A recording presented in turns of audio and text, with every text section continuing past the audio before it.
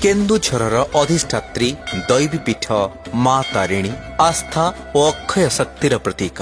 एबे एही दिव्य धामरे लेखाजिब भव्य रूपांतरणर कहानी।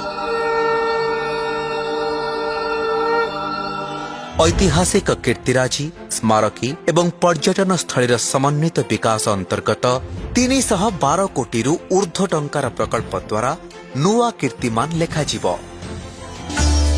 मात्र वर्ष दुईटारे एही दिव्य स्वप्न को वास्तव आकार देवाको संकल्प नेइछन्ति मान्यवर मुख्यमंत्री श्रीयुक्त मोहन चरण माझी।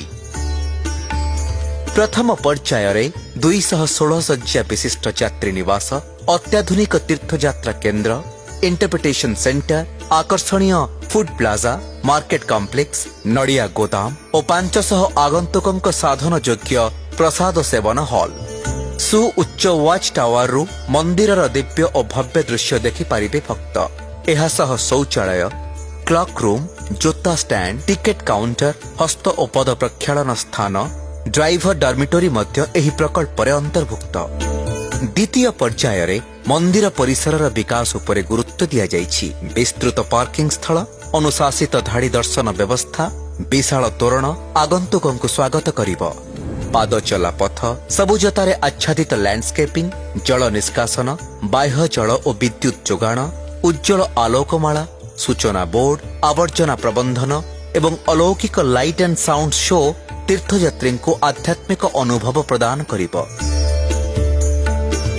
भक्तों मन को शीतलता और परिसर को दिव्यता प्रदान लक्ष्य प्रकल्पर तृतीय पर्याୟରେ मंदिर निकटस्थ छोट बड़ पुष्करिणीर विकास सह निर्माण हेबाकु थिबा शिशु उद्यान समीपरे अवस्थित जलाशयर विकास कराजिब, जहाँ भक्त मानक आवेग, सौंदर्य और स्वच्छतार धारारे बांधि रखिब।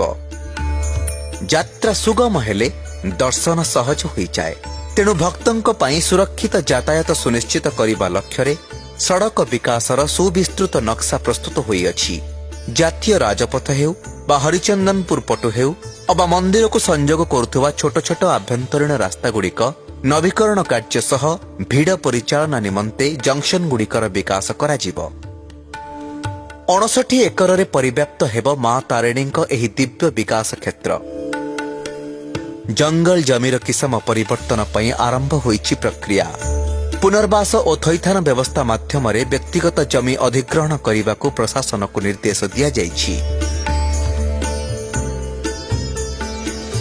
मां तारिणी पीठर एही पुनरुद्धार केवल निर्माण नुहे, मान्यवर मुख्यमंत्री दूरदर्शी चिंतार वास्तवायन स्वरूप यह एक आध्यात्मिक सुगंधित भविष्यतर अयम आरंभ। केन्दुझर बदलुछि, ओडिशा चमकुछि। मां तारिणी अभय आशीर्वादर फलस्वरूप विकसित गाँ, विकसित ओडिशार शाश्वत लक्ष्य साधित हेबारे लागिछि।